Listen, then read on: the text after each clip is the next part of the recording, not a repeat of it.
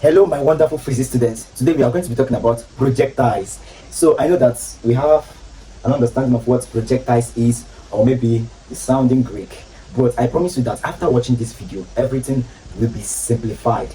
That a 10-year-old child can understand it. So what is a projectile? Now, can you picture any object that you can launch into the air and it can move freely on its own under the gravity? Anything that can do this is a projectile.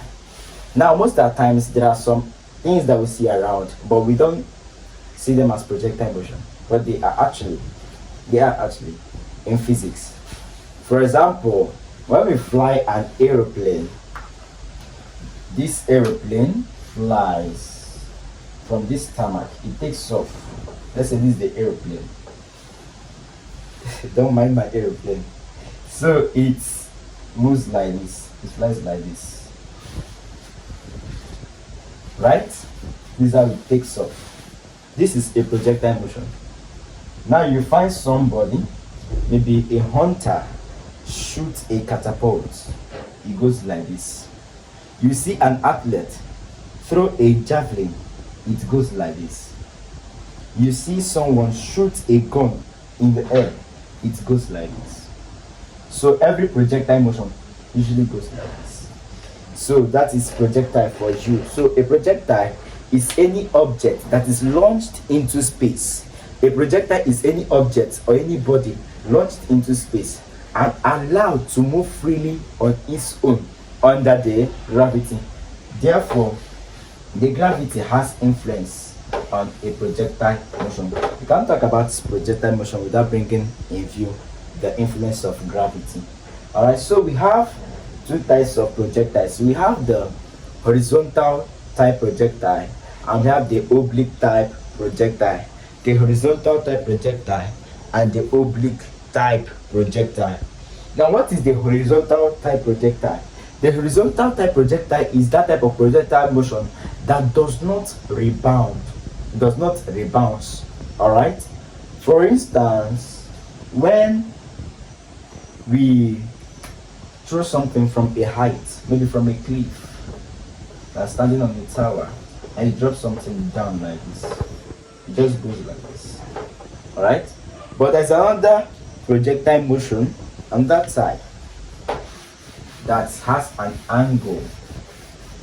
Any projectile motion that has an angle and rebounds, something like this, you see an angle, is an oblique type projectile. Are we together? All right.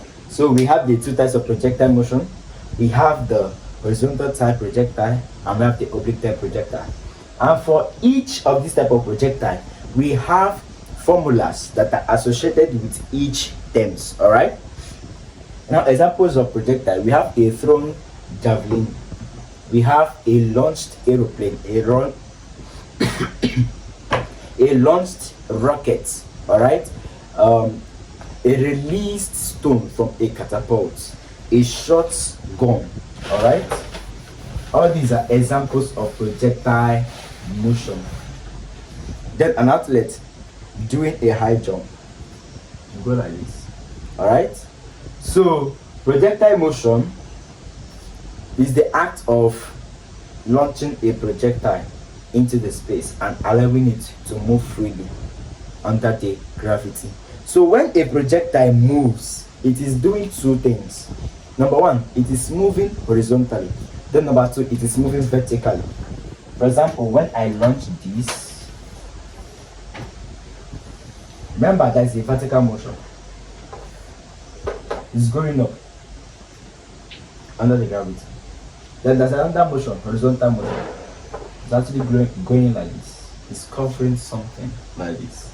So there is a vertical motion and there's a horizontal motion in every projectile motion.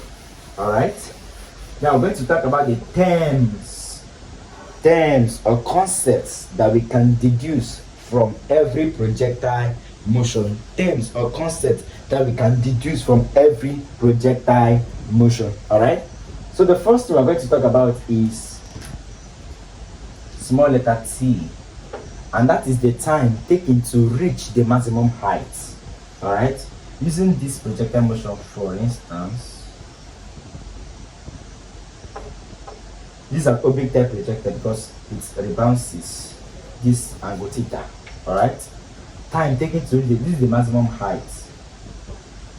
All right, this is the maximum height, so we call this h, maximum height.